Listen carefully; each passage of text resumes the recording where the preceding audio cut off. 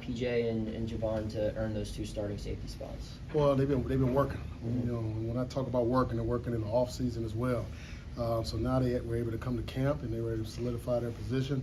With that being said, you know, we had some guys behind them that have been biting at them as well. You know, so it's not over yet.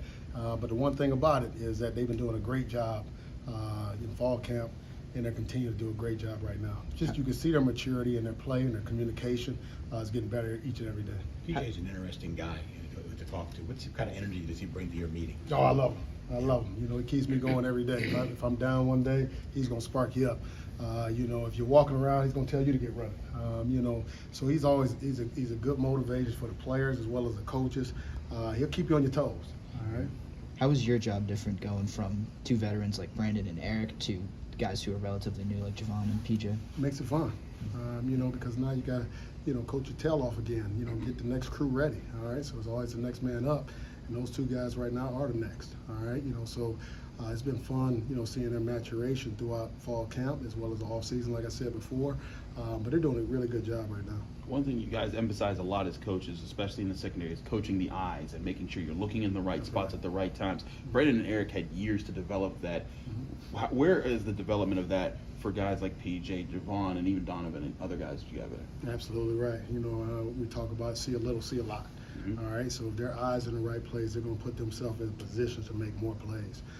You know, with that being said, that's a daily thing that we're talking about because, you know, especially when you're younger players, haven't got a lot of repetition during a game, you know, sometimes your eyes do kind of falter and go elsewhere.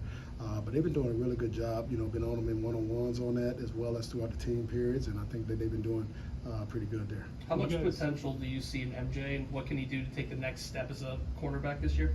He's a talented player, athletic player, explosive player, playmaker. You know, those are who he is. You know, and if he continues to work, and when he continues to work, you know, he'll get better and better as the season progresses. You know, but I think we've got a lot of good corners in which that have the ability to do the same. You know, so they're an explosive bunch. You know, all 3 of the guys, and I'm talking AJ, I'm talking MJ, all right, and I'm talking Marquez Williams. You know, again, I've been blessed to have guys that have had a lot of reps throughout games. All right, and like you talked about earlier, with them having a lot more game reps, you know, they know what to look for. All right, so they've seen a lot more things. You know, throughout the game, in which that when they're seeing it in practice, they know how crisp, you know, you have to be during practice to be able to perform correctly during the game. So that's the difference with those, you know, corner as well as the safeties. But again, I like where all 3 of those guys are. But again, I think MJ is going to do great. I think it's 52 starts between the 3 corners total there. What are they able to help the safeties kind of fit in and kind of communicate, or is that just going to be on the safeties to just be those communicators and keep everyone in line? Well, I tell you what, you know, with them having so many game reps, they know exactly what checks should be made. All right, you know, so and we're always as a unit. All right, so we live and die together. You know, and the one thing about it is that, you know, with them having so many reps, they got the ability to make checks. You know, if someone does need a little bit of help, they'll step in and get it done really quickly. So I feel very confident that those guys on the outside to be able to help out on the inside. But again, I think together as a whole, those guys are growing together at a great pace. You've rotated corners a lot over the years, but safeties, you've tended to have just 2 guys, not a lot of rotation. Could that change this year? Do you see more rotations since you have these 4 guys? We've got a talented bunch of guys, you know, and I think that we'll see the guys that are ready to play. All right, you know, and when they get on that field, I think there'll be even other guys outside of Javon as well as PJ that'll make plays. So I feel confident in all of the guys that we have within that safety position as well as the corner position. What does Donovan provide that might be more unique than what PJ or Javon can do? He's a smart player, you know. And Donovan's a guy in which that would try to hit you. All right, you know, so. And what we always try to get him to do is, again, like you said, keep your eyes in the right place, you know, and then when you got the opportunity to make big plays, make them. All right, you know, so, you know, but that's what he brings to the table. He's a big body guy that can go ahead and hit you. What's Wofford going to show you? Wofford, they're gonna probably mix it on up, you know. Obviously they've got a couple of new pieces within their quarterback. Obviously Coach Watson was here back in 2017 and 18. So it'd be very interesting to see what he wants to come out and try to do. But we'll be ready for it based on our preparation, because what we're trying to focus on is us really fundamentally a technique. And then, like we talked about throughout this interview process, is really, making the right checks. And if we do that good stuff, I think whatever they bring to the table, we should be ready. Do they put the ball in the air a lot? They do, and they don't. So it doesn't matter because it's the first game. The one thing that we got to know about is that, again, our fundamentals techniques got to be great for whatever they try to do. All right, they've got a new quarterback. He played back in the COVID 2021 spring, if I'm not mistaken. He's got limited film. So to answer that question, I don't know who he is all the way, but I hear they have a talented group of receivers that we're able to watch on film. We'll see. We'll see. We've heard a lot about how explosive the passing offense for you guys is, as far as Phil and Bub and those guys. Mm-hmm. Has that increased ability that we've heard about allowed you to kind of test your own secondary more as far as how to defend that, maybe more so than last year? Oh yeah, iron sharpens iron. We love to be able to be challenged during practice. Like I said, we've got a bunch of good DBs, all right, and we've got a pretty good receiving core as well. So we challenge back and forth, and we're always competing with each other. We keep score every single day, every single rep we got.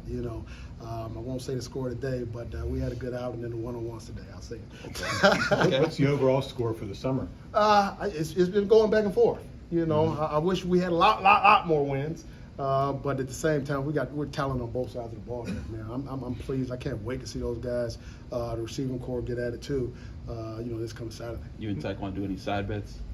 Well, we amp each other up all the time. We're always trying to win. He's competitive. I'm competitive. So that's a good mix. Marquez seems like he's motivated by disrespect. Mm-hmm. Just based on social media and comments Mm-hmm. he makes. As a coach, I mean, how do you manage that? Do you ever have to kind of keep it in check, or do you sort of like it that he's motivated by that? Well, I tell you what, he's a fiery guy. He's played with a chip on his shoulder since he's been here. We've had conversations since he came through the doors here. With that being said, that's who he is. He's going to have a chip on his shoulder to make him play better, I think. I don't know about the tweets and all that good stuff because I don't really follow too much on social media, so I'm a hard guy to ask that question to. With that being said, he's playing well right now, so. Coach, what can you say about Riley Gandy? He's back up to MJ Devonshire right now on that 2 team. What do you like out of this game so far? Oh, he's coming along very well. He's growing every single day. I think one of his better practices was the other day as well, just from a technique and fundamental aspect of it. I obviously want him to keep on working on his ball skills, but he's a very twitchy guy, and he challenges receivers. So the sky's the limit for him. He's gonna be a very, very good player here. What's the outlook on how you guys are going to deploy Delta this year? As far as just how you guys are going to use it and who's fitting in as far as the rotation and where you're putting them. Mm-hmm. Well, we're blessed to have some good DBs out there right now, and the first guy that come out there in our nickel situation and or Delta situation at the star position would be A.J. Woods, okay. And he's an explosive athlete that's very, very smart. He got a lot of football intelligence.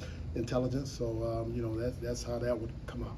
That kind of changes year to year, huh? Like based on who you have, like the types of play. I mean, I think Patrician did it one year, right? That's right. Wasn't he playing? So I mean, you guys really do mix it up. Got to, and you got to know all the pieces. I always talk about know your personnel, KYP, and the better you know your personnel, the better you can put them in position to succeed. So that's going to change up yearly, as long as pieces are moving. And the main thing about it is trying to get better each year in, year out. All good.